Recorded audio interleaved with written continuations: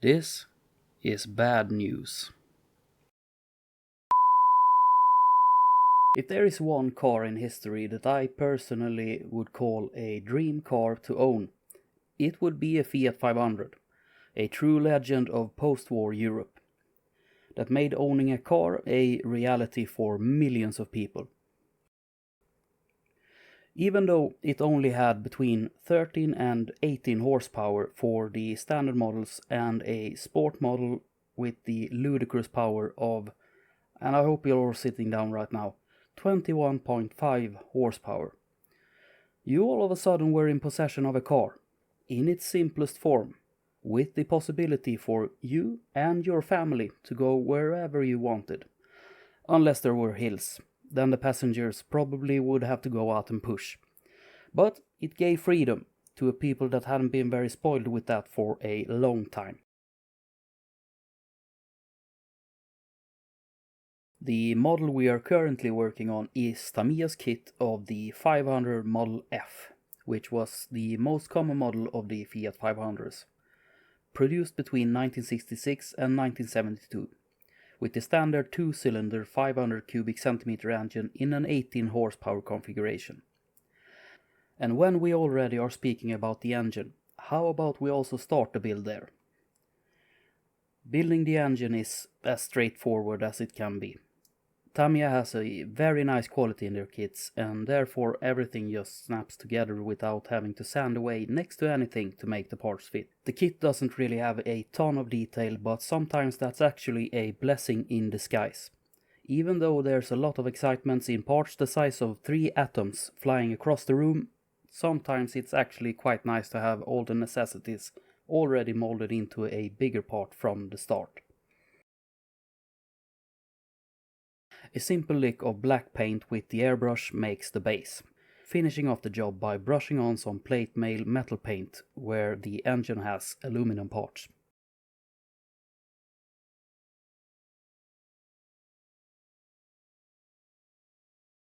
The 500 is, as previously stated, a really simple car, and to us modern people it almost seems to barely be any more to it than 4 wheels and a steering wheel. However, one thing that it has in common with modern cars is that it needs something to connect those 4 wheels and a steering wheel. Therefore, before we do anything else, we need to finish the floor. There is some kind of carpet on the inside of this exquisite automobile, and satin black does a really good job at imitating that. So first paint after primer will be satin black. And since I have the precision of a Star Wars stormtrooper when airbrushing, it is probably a good thing to mask the general area of where the carpet will be. The body will have the same color as the floor, so I will spray it at the same time. But it's not time for that yet, so you didn't see that. And I will tell you more about the color choice when it's time for the body.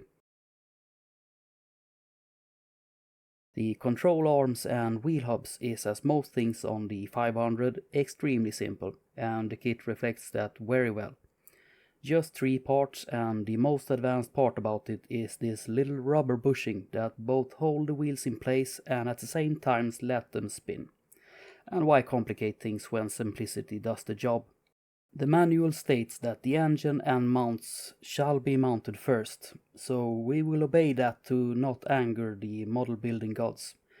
But I must have angered them somehow, or I must have mounted the exhaust in a bad angle because I had to be, let's call it, persuasive. Some superglue makes short work of mounting the springs and control arms,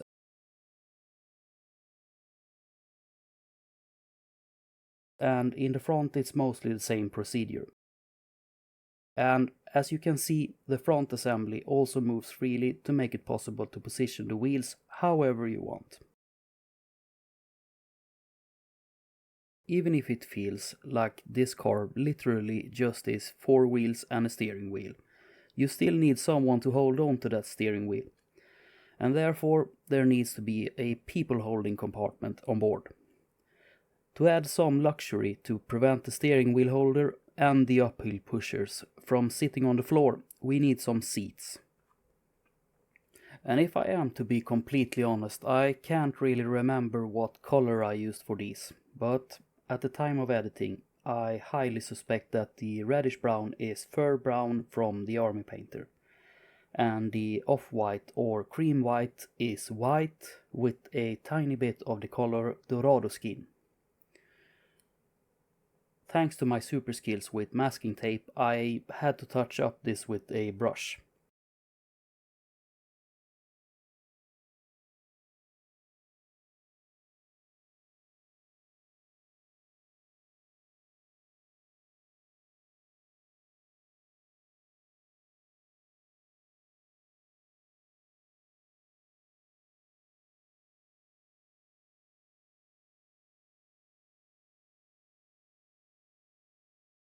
Seems like the steering wheel holder doesn't just have to focus on holding on to the steering wheel.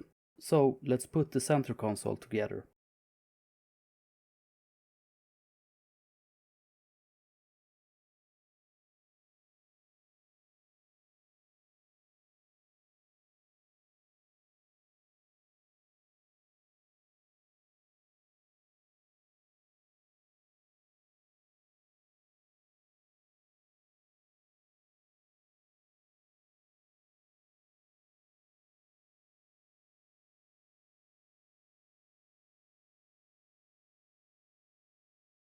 Now that we have had a very pleasant discussion about that steering wheel and its simplicity, why not also mount it in the wrong way around and paint it so that it gets really hard to get right? But let's just add that to the list of things that you didn't hear. It at least got really nice, even though white is mildly said a very difficult color to brush paint. The steering column then needs somewhere to live, so we have to get on with the dashboard. There should be some black areas on the dash, so I tried to mask it off, but my super masking skills once again revealed itself, so I had to touch them up with a brush. There isn't a lot of details on the dash, so just painting some raised areas with a metallic color is more than sufficient. And the single gauge is a waterslide decal that I had huge difficulties getting to stay in place. Me and waterslide decals don't go very well together, and I probably would benefit from practicing a bit on those. When we now have everything ready for the people holding compartment, at least almost, it's time to start mounting stuff. I did this in the wrong order, which came back to bite me in the later when the dashboard was supposed to be mounted slightly under the center console. But I don't think I filmed that struggle, it was just a bunch of swearing anyways, so we imagine that never happened and just admire the progress we made so far. However, we are not quite finished with the interior yet. We still have the door sides to paint. And this time I actually learned from my fantastic skills with the masking tape and instead used the brush right from the start to fill in the sunken in areas. I painted the handles and the window cranks silver metallic, but I somehow didn't film that. Now on to the part that I think most of you have waited for, and rightfully so, since it kinda get it to look like a complete car.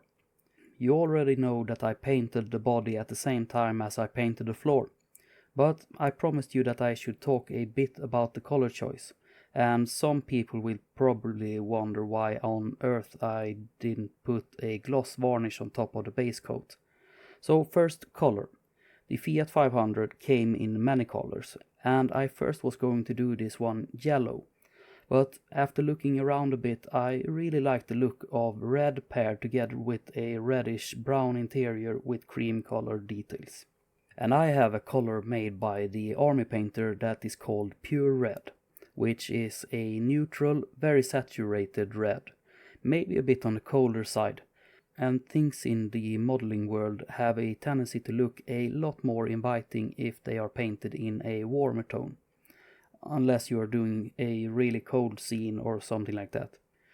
So I mixed in some ice yellow in that red and got a really warm and desaturated red. Because there are very few things in the real world that have highly saturated colors. And about the varnish, I might step on some toes in the car modeling world, but I personally think that a satin varnish makes more of a scale look and catches light in a more convincing way. And to add to that, I don't have the facilities to spray lacquer paints. I can get away with smaller amounts of isopropyl based paints, but otherwise I have to stick to acrylic. And acrylic gloss varnish is a pain in the to get really good, so I rather stay away from that. With the elephant in the room addressed, let's confuse people some more by continuing with the step where we actually need to use glossy varnish and some isopropyl based paints. So let's start by stripping the chrome of some really nice chrome parts. And with the power of love, friendship and some highly potent chemicals, we have bare plastic parts. This might be confusing to some people, but there is a reason. If I don't do this step, there would be marks in the chrome from me cutting loose the parts from the sprues, and we can also get rid of some mold lines. The process of chroming is kinda straightforward. You just paint the parts in a very dark, preferably black color, and apply some gloss varnish. And then you spray on the chrome paint, which has an isopropyl alcohol base. So it's a good idea to let the acrylic varnish set for at least 24 hours before doing this. And even though this turned out really good, you can clearly see why I don't like to paint with acrylic glossy varnish. It almost always orange peels a bit, and I have tested this over and over, and I haven't found a way to get it good consistently.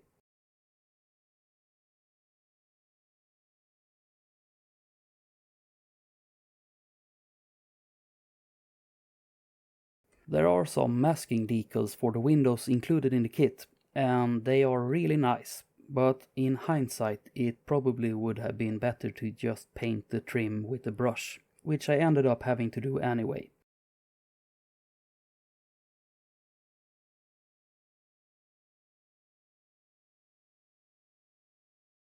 And after installing the windows, I mounted the last chrome piece to the body, which was these window wipers.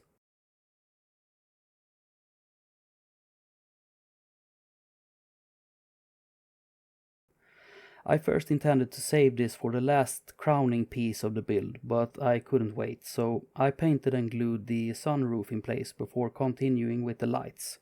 To get the effect of having a colored light bulb inside, I painted the backside of all glass before mounting them.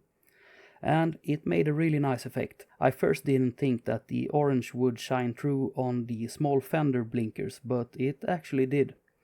I especially liked the smoke effect that the black backside made on the small lights under the headlights. To top off the paint job, we have to get it some depth, so bring forth the oil paints. I first intended to use a black panel liner I have pre-mixed, but as stated earlier, nothing in real life is heavily saturated, and black is as saturated as it can be. And shadows never are completely black. So I opted for a color from Amomig named Starship Filth, which is a green-gray color that I realized goes very well against red. I may have gone a bit overboard with this as usual, but I think it turned out really nice, and really accentuated the different panels very well. The people holding compartment got a dose of Starship Filth too, before it was time to assemble it with the body for its final resting place. But then, disaster struck. While doing the last touch-up on the body, I by mistake pushed out one of the side windows. And in a rush I sprayed on CA activator to get the superglue to set faster, which resulted in this.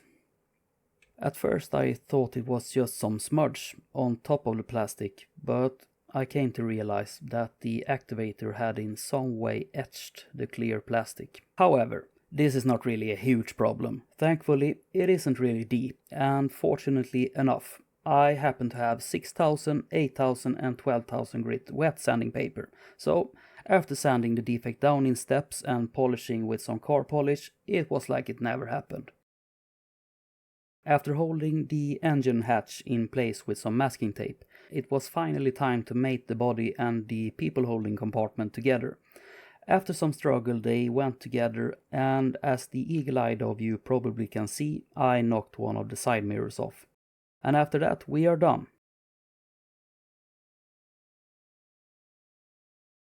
But isn't there something missing in this picture?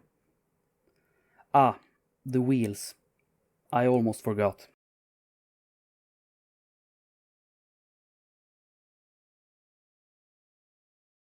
After pushing on the tires, which by the way looks really nice, we can push them onto the wheel hubs.